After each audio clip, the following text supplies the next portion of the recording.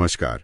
आज हम महाराष्ट्र सरकार के एक हालिया और काफी महत्वपूर्ण फैसले पर थोड़ी गहराई से बात करेंगे। जी। ये फैसला जुड़ा है विशेष अभय योजना 2025 से।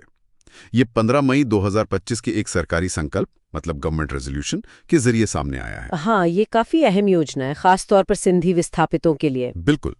तो ये संकल्प महाराष्ट्र के जो अधिसूचित क्षेत्र हैं, उल्हासनगर जिला ठाणे को छोड़कर वहां रहने वाले सिंधी विस्थापितों से जुड़ा है। जी। खासतौर पर उनकी रिहायशी और जो कमर्शियल जमीनें हैं उनके इस्तेमाल को लेकर, है ना? हाँ, बिल्कुल। इसका जो मुख्य लक्ष्य है वो इन जमीनों को रेगुलराइज करना है और उन्हें फ्री होल्ड देना है। फ्री होल्ड यानी पूरा मालिकाना हक। जी, पूर्ण स्वामित्व। चलिए, तो इस योजना की बारीकियों को समझते हैं। इसकी जरूरत क्यों पड़ी? देखिए, इसकी जड़ें तो भारत के विभाजन तक जाती हैं। जब पश्चिम पाकिस्तान से सिंधी विस्थापित यहाँ आए तो उनके पुनर्वास के लिए 1954 में एक कानून बना था, विस्थापित व्यक्ति क्षतिपूर्ति और पुनर्वास अधिनियम। अच्छा। और फिर 1971 से केंद्र सरकार ने इससे जुड़े जो अधिकार थे वो महाराष्ट्र सरकार को दे दिए थे। तो इसके तहत महाराष्ट्र में करीब 30 विस्थापित बस्तियां बसाई गईं। 30 बस्तियां काफी बड़ी संख्या है। हाँ, और इन लोगों को पाकिस्तान में जो उनकी संपत्ति छूट गई थी उसके बदले में क्षतिपूर्ति संकोच संपत्ति से जमीनें दी गईं। कॉम्पनसेशन पूल प्रॉपर्टीज जिसे कहते हैं। जी। और कानून की धारा 20 तो ये कहती है कि ये आवंटन है, ये मालिकाना हक के साथ बिना किसी शर्त के होना था। लेकिन असल में ऐसा हुआ नहीं, है ना? कुछ पेच आ गया इसमें। सही कहा।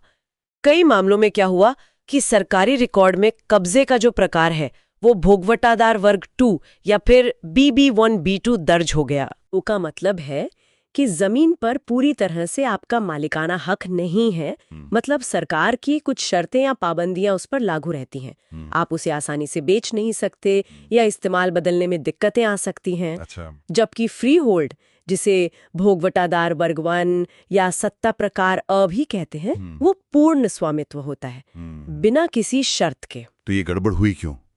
रिकॉर्ड में ऐसा क्यों चढ़ गया? ये शायद मतलब उस समय की प्रशासनिक जटिलताओं की वजह से हुआ होगा, या हो सकता है समय के साथ कानून की अलग अलग व्याख्याएं की गईं। कारण कई हो सकते हैं। और इसे ठीक करने की कोशिशें पहले भी हुई थी शायद। जी हाँ, बिल्कुल।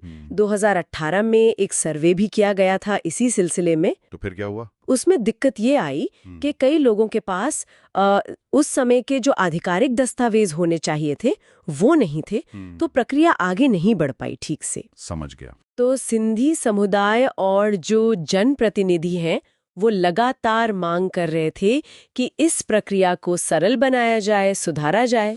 और उसी के बाद ये नई योजना आई। हाँ, उसी के परिणाम स्वरूप 8 अप्रैल 2025 को कैबिनेट की बैठक में इस नई विशेष अभय योजना 2025 को मंजूरी दी गई। अच्छा, तो अब इस नई योजना में क्या खास है? ये क्या पेशकश कर रही है? देखिए, ये योजना जो है वो 24 जनवरी 1973 को जो 30 क्षेत्र अधिसूचित किए गए थे उल्हासनगर छोड़कर, और ऐसी दूसरी सिंधी बस्तियां जो सक्षम प्राधिकारी की मंजूरी से बनी, उन सब में लागू होती है। और ये सिर्फ रिहायशी जमीनों के लिए है या कमर्शियल के लिए भी? नहीं, ये दोनों के लिए है। रिहायशी और कमर्शियल दोनों तरह की जमीनों पर लागू है ये। ठीक है। और इसका मुख्य उद्देश्य क्या बताया गया है? मुख्य उद्देश्य जैसा हमने कहा, एक तो इन जमीनों पर अगर कोई अतिक्रमण हुआ है, मतलब शर्तों का उल्लंघन हुआ है, जिसे शर्त भंग कहते हैं। जैसे मान लीजिए रिहायशी जमीन पर दुकान बना ली। हाँ, बिल्कुल वैसा। तो ऐसे उल्लंघनों को नियमित करना।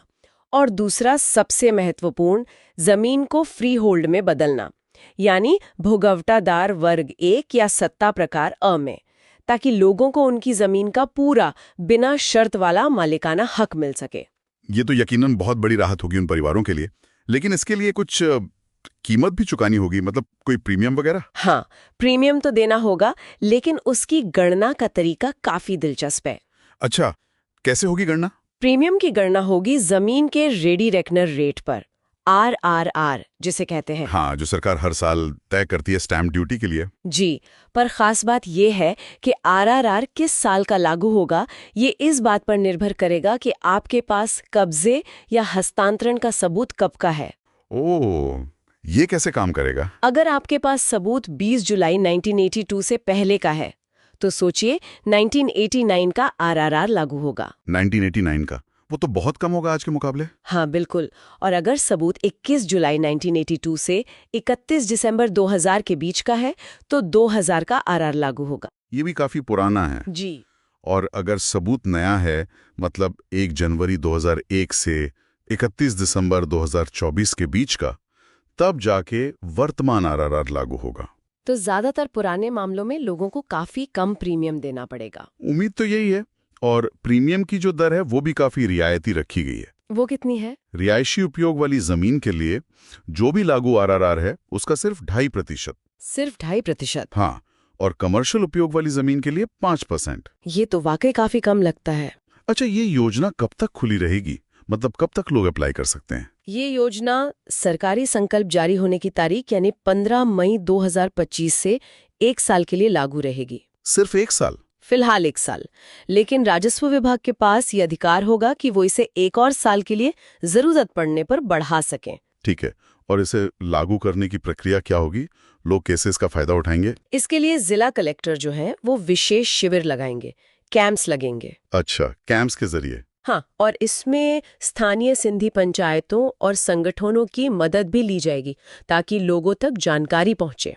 इन कैंप्स में क्या क्या होगा? इन शिविरों में लोग अपने आवेदन दे सकेंगे, उनके दस्तावेजों की जांच होगी, जैसे पुराना रिफ्यूजी कार्ड है, राष्ट्रीयता प्रमाण पत्र है, या पुराने टैक्स, पानी, बिजली के बिल, वोटर कार्ड, कोई सरकारी पत्र व्यवहार हो। मतलब जो भी सबूत हो कब्जे का? जी, जो भी उपलब्ध हो।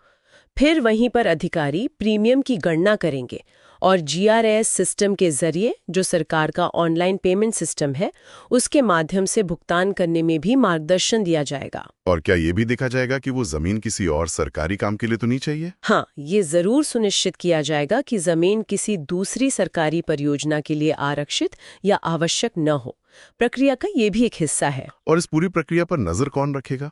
जो संभागीय आयुक्त हैं, डिविजनल कमिश्नर्स, वो जिला कलेक्टरों के काम की नियमित समीक्षा करेंगे और हर 15 दिनों में सरकार को रिपोर्ट भेजेंगे कि योजना कैसी चल रही है, कितनी प्रगति हुई है। तो कुल मिलाकर ये विशेष अभय योजना 2025 एक बहुत सोची समझी, एक संरक्षित कोशिश लग रही है महाराष्ट्र में सिंधी विस्थापितों का जो दशकों पुराना भूमि स्वामित्व का मुद्दा है उसे हल करने की दिशा में। हाँ बिल्कुल, ये एक तरह से रियायती दरों पर रेगुलराइजेशन और फ्री होल्ड अधिकार देने का एक बड़ा कदम है। सही है।